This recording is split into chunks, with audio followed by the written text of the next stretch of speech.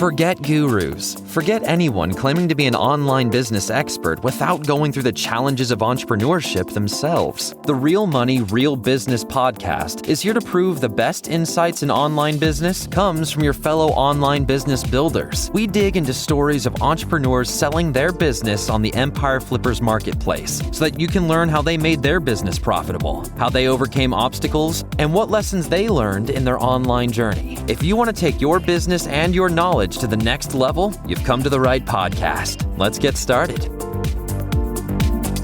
Hey everyone, welcome to another episode of the Real Money, Real Business podcast. We record these interviews so that potential buyers can learn more about the business and the seller to help them make an informed buying decision. If you would like to learn more about this business, including details like what type of business it is, how much revenue and profit it makes, and all of the assets included with the business, simply visit empireflippers.com/marketplace and search for this business's listing number, which you can find in the video thumbnail and in the description. Or if you're watching this on YouTube, you can click the link in the description to go straight to the listing. So without further ado, let's get into this interview. First up, let's learn a little bit about you. Can you tell us about your background in building and running online businesses? So I have around about 7 years background in building and running online businesses, between digital products, between affiliate sites, between content sites. And this is one of the sites that have been in my portfolio for probably around 3 years. So I do have a lot of experience in running and managing content sites. Why are you selling the business now instead of keeping it and growing it further? I'm looking to sell this business because I'm looking to invest in a separate business that's part offline and part online. So the funds from the sale of this website will go into my current business model, which I'm looking to invest in. So that's the primary reason for me selling this particular business. Can you describe the amount and the type of work that you do on this business to maintain it? Currently, I spend around an hour a month on this business, and that's mainly just going in and checking all the analytics, maybe the affiliate accounts, and also the revenue inside the Mediavine. So not much is spent on this business at all. And right now being left to just kind of chug along by itself. So if someone's looking to keep it currently as a passive income content site, then you can very easily spend a similar amount of time and just allow that passive income to come in. So if you were to keep this business, what are some of the ways you would try to grow it? If I was going to keep the business, how would I grow it? I think this is probably the key area for this particular content site, because there's a lot of different ways for someone to come in, purchase a site and grow it. First off, I would do some on-page SEO. It hasn't been done for probably around a year or so. So that will be a first quick win because it can be done. You can potentially do it yourself or outsource it. And because primary source of traffic comes from organic search, so Google, Bing, etc., to do some on-page SEO would just give it a boost for all important pages. Secondly, I would grow the Fish Lab YouTube channel, which I already have, and that's obviously included in the sale. This could be done by just paying someone to do more videos, potentially harnessing AI video tools and softwares, and that would very easily create more traffic and more visibility and more engagement across the brand itself.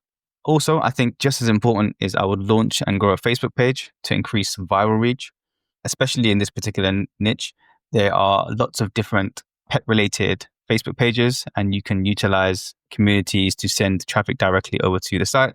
And I think that's a really, really big and smart way to diversify traffic and also get engaged eyeballs over to ad networks to increase revenue.